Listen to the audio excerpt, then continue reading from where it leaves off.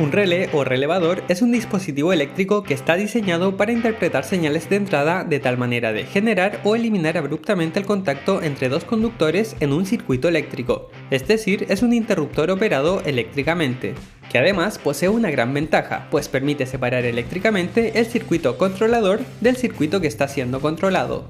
Debido a estas características de un nivel tan básico, los relés son utilizados en una amplia gama de aplicaciones, incluyendo motores, compresores, calefactores y PLCs o controladores lógicos programables, siendo estos últimos utilizados en la mayoría de los procesos industriales.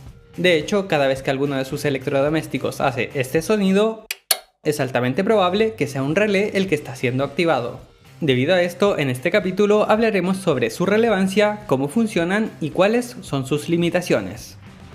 Pero antes quiero agradecer a PCBWay por auspiciar este capítulo. PCBWay ofrece una amplia gama de servicios, incluyendo PCBs simples o avanzadas con múltiples capas, rígidas o flexibles, servicios de montaje de componentes e incluso servicios de prototipado con impresión 3D o mecanizado CNC, con lo cual podrán realizar todas las partes de sus proyectos en un solo lugar. Así que aprovechen y pasen por su página web.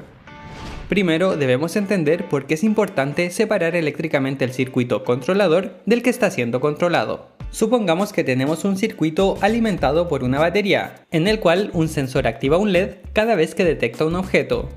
Esto puede ser útil hasta cierto punto, pero es altamente probable que queramos realizar alguna otra acción al detectar un objeto. Por ejemplo, podríamos utilizar este mismo circuito para activar una correa transportadora en vez de solo encender un LED. En este caso, uno podría pensar que es solo cuestión de cambiar los cables que antes alimentaban al LED y conectarlos a un motor. Sin embargo, si hiciéramos esto, no ocurriría nada. El circuito sería capaz de detectar el objeto y enviaría una corriente eléctrica al motor, pero esta sería tan pequeña que no tendría la potencia necesaria para moverlo. Alternativamente, podríamos pensar en alimentar todo el circuito con una corriente y voltajes más altos, capaces de hacer funcionar el motor, pero eso nos generaría otros problemas. Los componentes del circuito de control se quemarían instantáneamente, pues solo son capaces de soportar voltajes muy bajos. Además, aun si la soportaran, el circuito de control que funcionaba con corriente continua proporcionada por la batería lo estaríamos alimentando con corriente alterna y tampoco funcionaría correctamente a menos que integráramos otros componentes. Por suerte, el relé permite solucionar todos estos problemas fácilmente. La señal que antes encendía el LED ahora se encargará de activar o desactivar el relé, es decir, abrir o cerrar el paso de la electricidad por el circuito que alimenta el motor, todo sin que ambos circuitos entren en contacto. Existen varios tipos de relés, pero para entender cómo funcionan nos centraremos en uno de los más utilizados, los electromagnéticos o electromecánicos. Estos se componen principalmente de tres elementos: un electroimán, un armazón móvil y una serie de contactos. Si nos enfocamos en el electroimán, este estará conectado al circuito controlador, y tal como lo indica su nombre, cuando pase una corriente eléctrica por él, se formará un campo magnético, comportándose de manera similar a un imán permanente.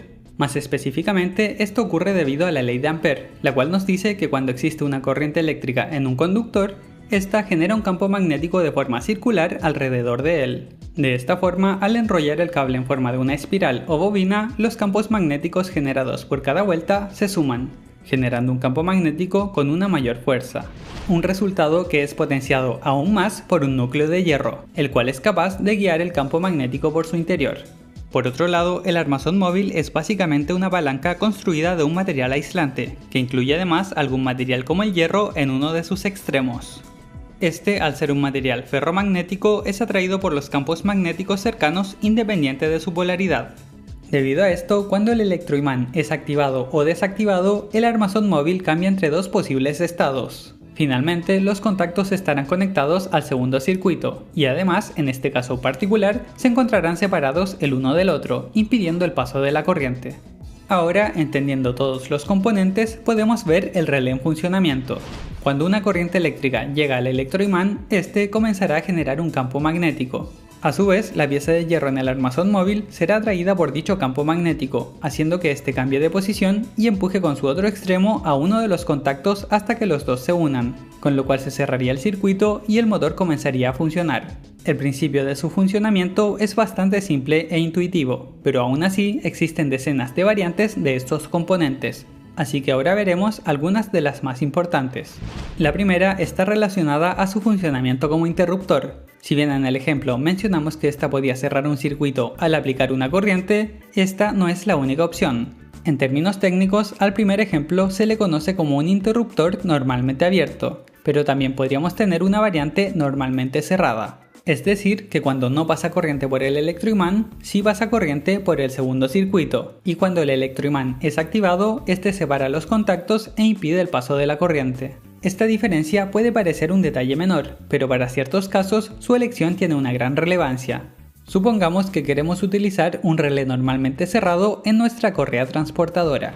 Podríamos cambiar la programación del circuito controlador para que éste envíe una corriente eléctrica cuando la correa deba detenerse. Sin embargo, si por alguna razón se acaba la batería del circuito controlador, uno de sus componentes falla o simplemente queremos realizar algún cambio en él y por lo tanto este es incapaz de enviar corriente al electroimán, entonces el motor funcionaría sin parar hasta que resolvamos el problema. Además de esto, en otros contextos, la selección entre un relé normalmente abierto o normalmente cerrado puede tener implicancias energéticas. Por ejemplo, si queremos controlar una lámpara que deseamos mantener encendida por 20 horas y apagada durante 4, entonces sería mejor utilizar un relé normalmente cerrado, pues solo necesitaríamos mantener el relé energizado durante 4 horas, a diferencia del normalmente abierto que debería estar energizado por 20 horas.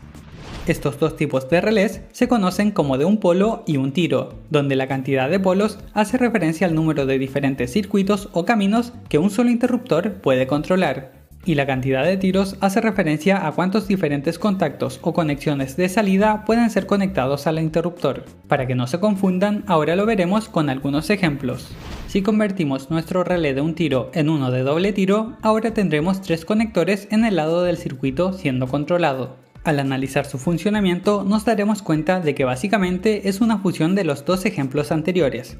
Cada vez que el electroimán cambie de estado y mueva el armazón móvil, lo único que hará es abrir el circuito que estaba cerrado y cerrar el circuito que estaba abierto. En otras palabras, en un mismo relé tendremos un conector que se comporta como normalmente abierto y otro que se comporta como normalmente cerrado, siendo más versátil para distintas aplicaciones. Por otro lado, si pasamos de un relé de un polo a doble polo, sería equivalente a tener 2 relés iguales siendo activados simultáneamente por la misma señal de entrada en el electroimán, obteniendo como resultado algo como esto. En este caso sería un relé de doble polo y doble tiro. Aquí quizás las posibles aplicaciones no son tan evidentes, pero un ejemplo sería permitir cambiar la dirección de rotación del motor.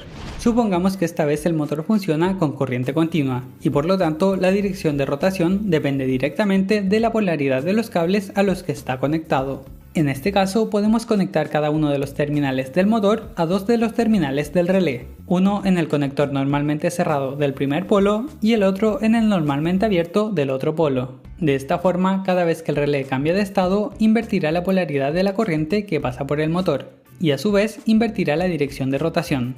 Claramente, en este caso no tendríamos la opción de detener el motor si es que quisiéramos, pero lo podemos resolver fácilmente utilizando un segundo relé de un tiro y un polo como lo habíamos hecho inicialmente. Tal como pudimos ver, un relé es un componente simple pero a su vez bastante versátil, que dependiendo de su estructura interna y las conexiones que hagamos nos permite controlar máquinas eléctricas de diferentes maneras.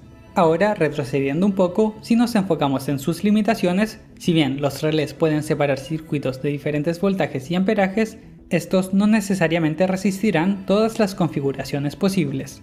Si el voltaje con el cual se trabaja es demasiado alto, este podría llegar a ionizar el aire y conectar eléctricamente componentes que físicamente no se están tocando. Más específicamente, cuando los contactos se encuentran demasiado cerca, esto puede generar un arco eléctrico, el cual provoca un aumento considerable de la temperatura en ese lugar, resultando en un peligro para el circuito y el exterior.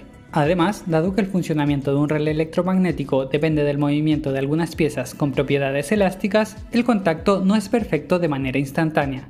Al analizar lo que ocurre en cámara lenta, nos daremos cuenta de que al cambiar el estado del relé, los conectores se conectarán y desconectarán varias veces antes de llegar a una posición estable, generando lo que se conoce como efecto rebote. Si bien en el caso de controlar un motor esto no es un mayor problema, puede que para otros componentes esto sí afecte su funcionamiento, como por ejemplo circuitos digitales que trabajan a frecuencias superiores a la del efecto rebote. Para ambos casos, dado que el problema se relaciona directamente a los contactos del relé, los cuales deben moverse físicamente para abrir o cerrar el circuito, la solución más fácil sería utilizar relés de estado sólido, los cuales no poseen partes móviles y por lo tanto no sufren de arcos eléctricos o del efecto rebote.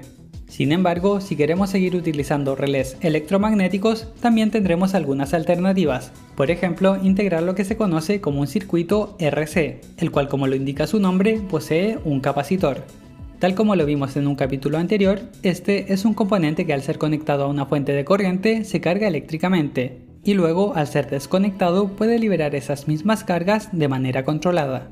Debido a esta cualidad, puede ser utilizado de dos maneras. Primero, para desviar la corriente y hacer que ésta comience a cargar el capacitor en vez de formar un arco eléctrico. Y segundo, para estabilizar la corriente proveniente del relé. Además, para el caso particular del efecto rebote, se puede utilizar también un SR Latch, un circuito que, como vimos en un capítulo anterior, es capaz de cambiar entre dos estados estables al recibir una señal en alguno de sus terminales. Espero que les haya gustado, recuerden suscribirse y que también pueden apoyarme en Patreon si es que creen que lo que hago vale la pena. Eso es todo por ahora y nos vemos en un próximo capítulo.